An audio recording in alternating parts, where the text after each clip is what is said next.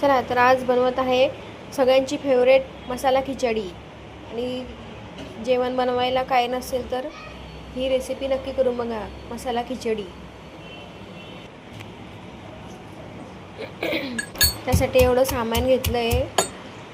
मिरची, आलं, लसूण पेस्ट करून घेतली, तेल टाकलं, थोडंसं तूप टाकलं, कांदा टाकला, खडे मसाले टाकले आणि सगळं हे व्हेजिटेबल, टोमॅटो, कांदा, सोयाबीन ते सगळं टाकलं आणि त्याला तेलात परतून घेते आणि नंतर आलं, लसूण आणि मिरचीची पेस्ट टाकते आणि लाल तिखट,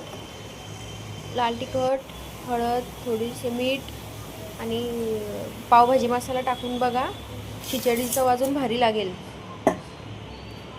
आता तांदूळ टाकले, त्याला मिक्स करून घेतलं। आता 2 ग्लास पाणी टाकले। 2 वाट्या मी तांदूळ घेतले होते आणि थोडंसं डाळ, 2 डाळ घेतल्या होत्या, मुगाची आणि तुरीची डाळ। तर कुकर लावून घेतलं, 3 शिट्ट्या काढून घेतल्या। बघा तयार आहे खिचडी। पापडा आणि लोणचं सोबत, कैरीचं लोणचं आहे।